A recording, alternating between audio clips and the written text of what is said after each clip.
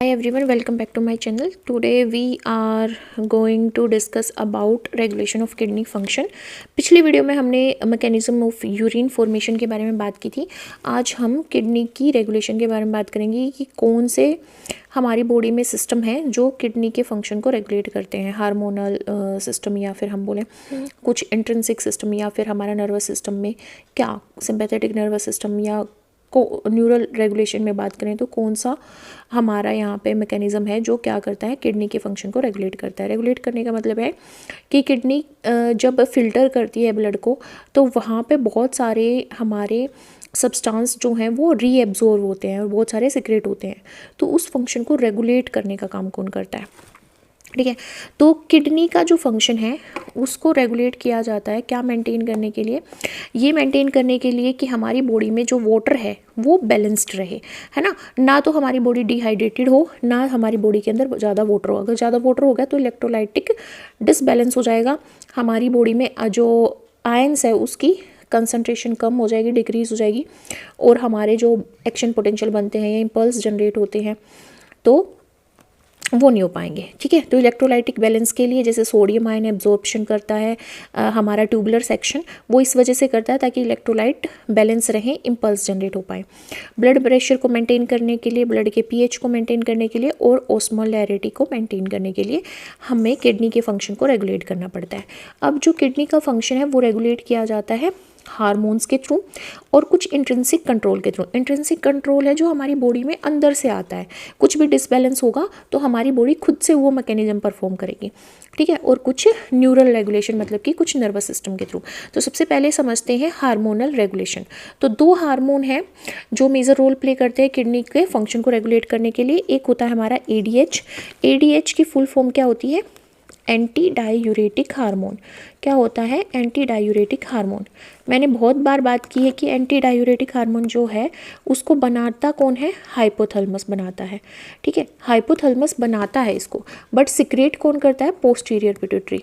तो posterior pituitary सिर्फ एक हार्मोन को सिक्रेट करती है और वो है एडीएच, एंटी डायूरेटिक हार्मोन. इसका दूसरा नाम होता है वेसोप्रेसिन. ठीक है, दूसरा नाम होता है इसका वेसोप्रेसिन. तो इसका काम क्या होता है वो हम देखेंगे. दूसरा हार्मोन हमारा है एल्डोस्टेरोन. ठीक है, एड्रेनल कॉर्टेक्स इसको रिलीज करता है, एड्रेनल कॉर्टेक्स इसको सिक्रेट करता है, एल्डोस्टेरोन. तीसरा है रास, रेनिन एंजियोटेंसिन एल्डोस्टेरोन सिस्टम. ठीक है, तो ये सब हम पढ़ेंगे कि कौन कौन से हमारे जो हार्मोन है वो कब कब रिलीज होते हैं और क्या क्या फंक्शन परफॉर्म करते हैं. जैसे एडीएच की अगर मैं बात करूँ, एंटी डायूरेटिक हार्मोन, हमने बात कर ली कि हाइपोथैलेमस इसको बनाएगा, पोस्टीरियर पिट्यूटरी इसको सिक्रेट करेगी.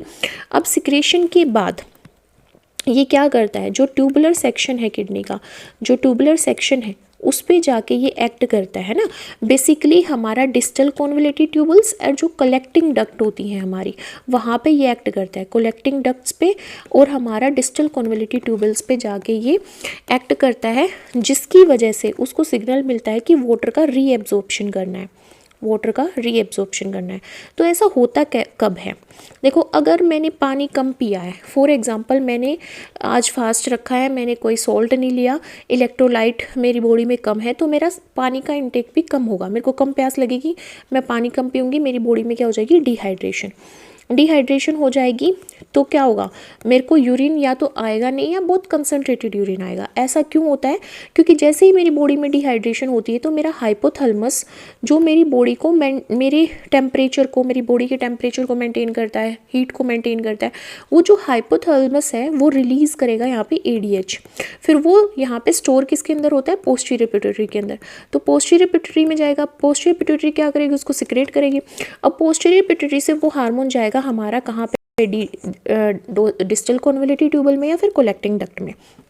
वहाँ पे इन डक्ट को ये सिग्नल देता है कि पानी का रीएब्जॉर्प्शन करो यूरिन से. ठीक है, तो यूरिन कैसा बन जाएगा? कंसनट्रेटेड. तो हमें याद क्या रखना है? अगर हमारा एडीएच सिक्रेट हो रहा है इसका मतलब है कि यूरिन हमारा कंसनट्रेटेड बनेगा. अगर हमारा एडीएच अवेलेबल नहीं है तो हमारा यूरिन हमेशा क्या होगा? डाइल्यूट यूरिन होगा. ठीक है, तो एडीएच क्या करेगा? डिहाइड्रेशन को प्रिवेंट करेगा. ठीक है, डिहाइड्रेशन को प्रिवेंट करने का काम करेगा. नेक्स्ट हमारे पास कौन सा हार्मोन होता है? हमारा एल्डोस्टेरोन। अभी मैंने बात की कि एड्रेनल कॉर्टेक्स इसको रिलीज करता है। ये किस में हेल्प करता है? सोडियम के रीएब्जॉर्प्शन में हेल्प करता है। सोडियम के रीएब्जॉर्प्शन में जो है हेल्प करता है एल्डोस्टेरोन। ठीक है, एल्डोस्टेरोन।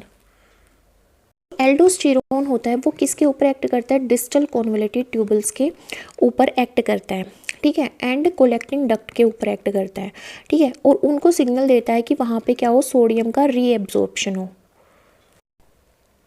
ज़्यादा सोडियम हमारी बॉडी में स्टे करता है अगर हमारी बॉडी क्या रिलीज़ करती है, फिर बोले एड्रेनल ग्लैंड क्या रिलीज़ करती है? एल्डोस्टेरोन, क्योंकि ये किस पे एक्ट करेगा? डीसीटी पे और कलेक्टिंग डक्ट पे, और सोडियम को ये एब्जॉर्ब करेगा ब्लड में, ठीक है। अब हम बात करते हैं रास सिस्टम की। रास को हम क्या बोलते हैं? अगर रास की फुल फॉर्म की बात की जाए तो रास सिस्टम क्या है? Renin angiotensin aldosterone system. देखो क्या होता है, रेनिन हमारी किडनी में रिलीज होता है और जब डबल एन आए तो ये हमारे डाइजेस्टिव सिस्टम में यूज़ होगा, ठीक है। अब देखो जब हमारा बीपी डाउन हो जाता है, ब्लड प्रेशर गिरता है, तो जक्स्टा ग्लोमेरुलर सेल्स जो हमारे ग्लोमेरुलर रीजन में आती है किडनी के अंदर, वो क्या रिलीज़ करती है? रेनिन हार्मोन रिलीज़ करती है, ठीक है।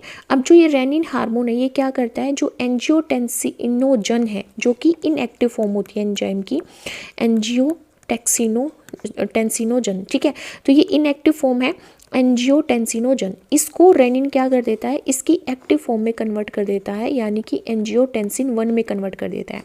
अब जो एंजियोटेंसिन 1 है इसके ऊपर ACE एक्ट करता है। ये भी क्या है? एक एंजाइम है, ठीक है। ये किस में कन्वर्ट करता है? इसको एंजियोटेंसिन 2 में कन्वर्ट करता है।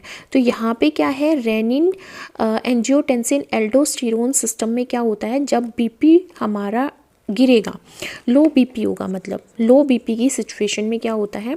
लो बीपी की सिचुएशन में जो जक्स्टा ग्लोमुलर सेल्स होती हैं वो रेनिन रिलीज़ करती हैं। रेनिन क्या करता है? इनएक्टिव फॉर्म जो होती है हमारी, इनएक्टिव फॉर्म जो होती है एंजियोटेंसिनोजन की, उसको एंजियोटेंसिन 1 में कन्वर्ट करता है, और जो एंजियोटेंसिन 1 है उसके ऊपर एक्ट करता है ACE, एंजियोटेंसिन 2 में उसको कन्वर्ट करता है, ठीक है।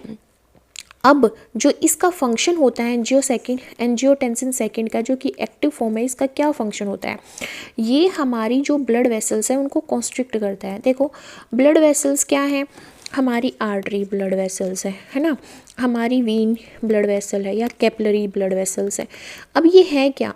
ये ट्यूब लाइक स्ट्रक्चर है, तो इनका जो लूमेन है, मतलब इनके अंदर जो स्पेस है वो नैरो हो जाएगा जब ये कॉन्स्ट्रिक्ट होंगी। अगर वो कम हो रहा है, वो स्पेस कम हो रहा है, तो हाई प्रेशर से ब्लड जाएगा तो बीपी ऑटोमेटिकली क्या होगा? इंक्रीज हो जाएगा। और ये क्या करती हैं? एल्डोस्टेरोन का भी रिलीज करवाता है। कौन? एंजियोटेंसिन 2, जिसकी वजह से क्या होता है? सोडियम आयन का रीएब्जॉर्प्शन होता है, सोडियम आयन का रीएब्जॉर्प्शन होता है, ठीक है। और जिसकी वजह से क्या होता है? अल्टीमेटली हमारा सोडियम पोटेशियम हार्ट पे भी एक्ट करता है, जिसकी वजह से हमारा क्या होता है? अल्टीमेटली बीपी राइज हो जाता है या बीपी हाई हो जाता है, ठीक है। फिर आती है हमारी बात ANF की। ANF क्या है? ANF हमारा क्या है? Atrial natriuretic factor. इसको कौन रिलीज करता है? इसको रिलीज करता है हार्ट। को रिलीज करता है कौन? हार्ट रिलीज करता है और हार्ट एट्रिया से ये रिलीज होता है। पर इसका फंक्शन क्या है? ये रास सिस्टम के अपोजिट एक्ट करता है। रास सिस्टम का हमने क्या देखा कि लो बीपी से ये क्या कर देते हैं? हाई बीपी कर देते हैं। लो बीपी से ये क्या कर देते हैं? हाई बीपी कर देता है ना। पर जो ANF है, atrial natriuretic factor, atrial natriuretic factor है ना, एट्रियल नाइट्रियूरेटिक फैक्टर ANF, ये क्या करता है? रास को अपोज करता है। ये क्या करता है? सोडियम के एक्सक्रीशन को इंक्रीज करता है, सोडियम के एक्सक्रीशन को इंक्रीज करता है और बीपी को डिक्रीज करता है। फिर ऑटो रेगुलेशन की बात आती है। ऑटो रेगुलेशन मतलब कि इंट्रिंसिक कंट्रोल। किडनी खुद से, नेफ्रॉन जो है किडनी के अंदर जो स्ट्रक्चरल फंक्शनल यूनिट है, क्या है? नेफ्रॉन, वो खुद से अपनी किडनी के फंक्शन को क्या कर रही है? रेगुलेट कर रही है। उसको बोलते हैं इंट्रिंसिक कंट्रोल। यहाँ पे किडनी क्या करती है? अपने खुद के ब्लड फ्लो को कंट्रोल करती है।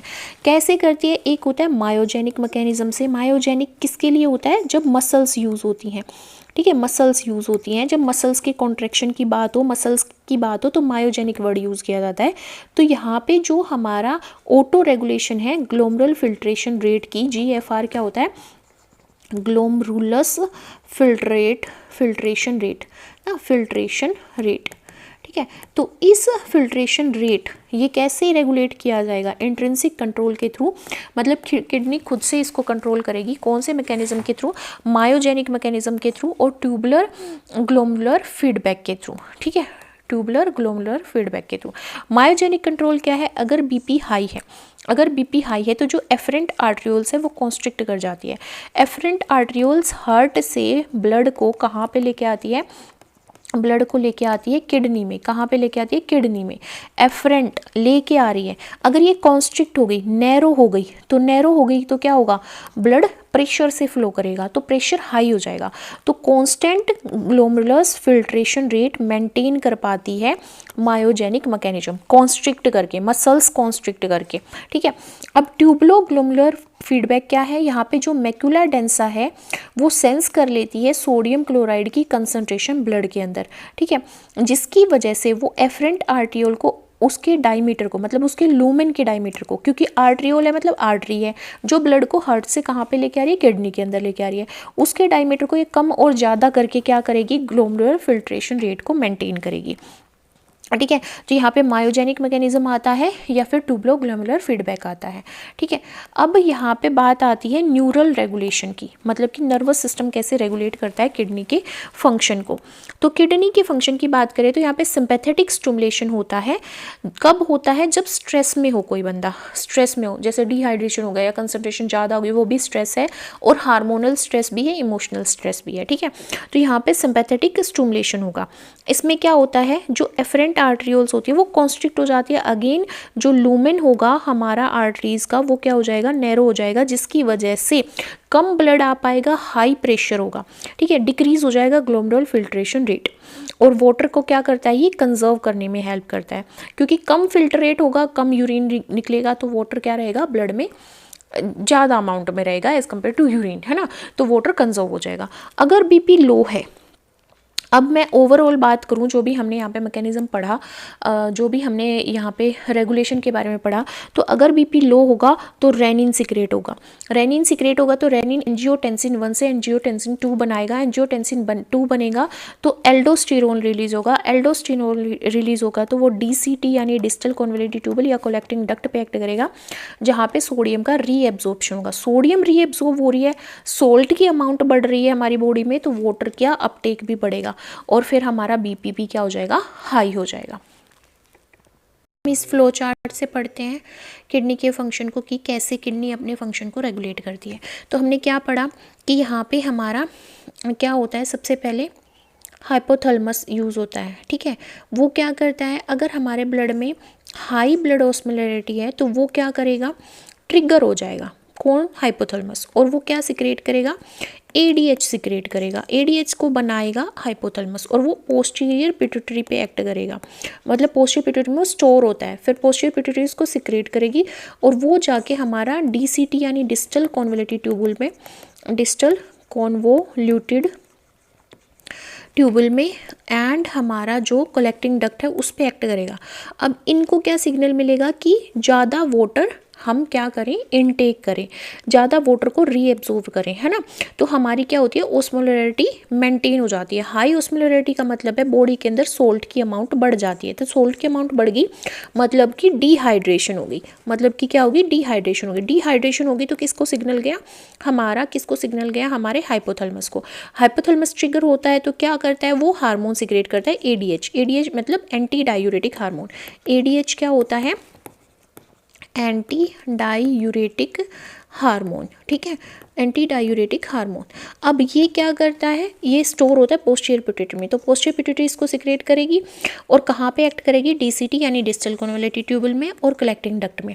उनको क्या सिग्नल जाएगा? कि वो ज़्यादा से ज़्यादा वाटर को एब्जॉर्व कर पाएँ। ज़्यादा से ज़्यादा वाटर को एब्जॉर्व करेंगे तो जो ऑस्मोलैरिटी है वो बैलेंस हो जाएगी, ठीक है। नेक्स्ट आता है RAS। ठीक है, रास आता है जिसको हम यहाँ पे बात करते हैं रास सिस्टम की। ये हमारा जक्स्टा ग्लोमेरुलस जो फिल्ट्रेशन रेट है उसको मेंटेन करेगा, और उसको मेंटेन करके ये क्या करता है, बीपी को मेंटेन करता है। तो देखो, लो ग्लोमेरुलर फिल्ट्रेशन रेट है तो जो जक्स्ट्रा ग्लोमेरुलर सेल्स हैं वो रेनिन को रिलीज़ करती हैं। अगर ग्लोमेरुलर फिल्ट्रेशन रेट हमारा डिक्रीज़ हो जाए तो रेनिन सिक्रेट किया जाता है ग्लोमेरुलस सेल्स के थ्रू। अब वो क्या करता है, एंजियोटेंसिन 1 को एंजियोटेंसिनोजन जो कि इनएक्टिव फॉर्म है उसको वो एंजियोटेंसिन 1 में कन्वर्ट करता है। अब एंजियोटेंसिन 1 को कंट्रोल करता है ACE एंजियोटेंसिन 2 में। एंजियोटेंसिन 2 एल्डोस्टेरोन सिक्रेट करता है एड्रेनल कॉर्टेक्स से, जिसकी वजह से DCT एंड कलेक्टिंग ट्यूबुल में क्या होता है, सोडियम रीएब्जॉर्प्शन होता है, वाटर रीएब्जॉर्प्शन होता है। और दूसरा ये क्या करता है, वेसोकॉन्स्ट्रिक्शन करता है, जिसकी वजह से जो हमारा एफरेंट आर्ट्रियोल्स होती हैं, एफरेंट आर्ट्रियोल्स जो होती हैं वो क्या करती हैं, कॉन्स्ट्रिक्ट करती है, उनका लूमेन नैरो हो जाता है और बीपी बढ़ जाता है। ठीक है, अब ENF एंटी हमारा ENF जो हमारा एट्रियल नेट्रीयूरेटिक फैक्टर है, क्या है ये, एट्रियल नेट्रीयूरेटिक फैक्टर। ठीक है, ये है हमारा एट्रियल नेट्रीयूरेटिक फैक्टर है हमारा ENF। ठीक है, ये कहाँ से रिलीज़ किया जाता है, ये रिलीज़ होता है हार्ट की एट्रिया से। हार्ट एट्रिया इसको रिलीज़ करती है। ठीक है, कब रिलीज़ करती है, जब हाई हमारा प्रेशर हो, हाई ब्लड प्रेशर हो, है ना, या हाई ब्लड वॉल्यूम हो, तो क्या होगा, हार्मोन सिक्रेट होंगे, वेसोकॉन्स्ट्रिक्शन होगा, है ना। वेसोकॉन्स्ट्रिक्शन होगा तो हमारा सोडियम रीएब्जॉर्प्शन होगा, वाटर रीएब्जॉर्प्शन होगा, ADH यहाँ पे निकलेगा, और हमारा अल्टीमेटली क्या हो जाता है, इंट्रिंसिक रेट बढ़ जाता है। फिर आता है हार्ट। हार्ट में क्या होता है, हार्ट में हमारा ये एक्ट करता है एट्रिया नेट्रीयूरेटिक फैक्टर, जिसको मायोजेनिक मैकेनिज्म के थ्रू बोलते हैं। और ये कब होता है, जब बीपी हाई हो। जब बीपी हाई हो उस टाइम पे क्या होता है, एफरेंट जो आर्ट्रियोल्स होती हैं, एफरेंट आर्ट्रियोल्स जो होती हैं वो क्या करती हैं, कॉन्स्ट्रिक्ट करती हैं। कॉन्स्ट्रिक्ट करके वो जो हमारा ग्लोमेरुलर फिल्ट्रेशन रेट है उसको कॉन्स्टेंटली मेंटेन करती हैं। ठीक है, जिसकी वजह से हमारा बीपी डिक्रीज़ हो जाता है। ठीक है, तो यहाँ पे कौन कौन से हार्मोन यूज़ होंगे, ADH anti diuretic hormone, aldosterone. दोनों क्या करते हैं, ये वाटर की रीएब्जॉर्प्शन में हेल्प करता है, ये सोडियम की रीएब्जॉर्प्शन में हेल्प करता है। दोनों हमारे DCT एंड कलेक्टिंग ट्यूबल्स पे एक्ट करते हैं। यहाँ पे क्या है, ENF है हमारा एट्रियल नेट्रीयूरेटिक फैक्टर। ये क्या करता है, ये डिक्रीज़ करता है ब्लड प्रेशर को ये डिक्रीज़ करेगा। कैसे करेगा, वेसोकॉन्स्ट्रिक्शन के थ्रू। ठीक है, और ये हार्ट मसल्स पे भी एक्ट करता है मायोजेनिक मैकेनिज्म के थ्रू, इंट्रिंसिक कंट्रोल करता है किडनी फंक्शंस को। ठीक है, होप आपको ये टॉपिक क्लियर होगा। अगर आपको मेरी वीडियो पसंद आती है then like, subscribe and share. अगर आपकी कोई क्वेरी है then write in the comment section given below. अपनी अपकमिंग वीडियो में हम किडनी फंक्शन से रिलेटेड जितनी भी डिजीज़ हैं उसको डिस्कस करेंगे, एंड नेक्स्ट वीडियो में हम स्केलेटल सिस्टम एंड मूवमेंट के बारे में बात करेंगे। So stay tune with me and thank you so much for visiting my channel and watching my video.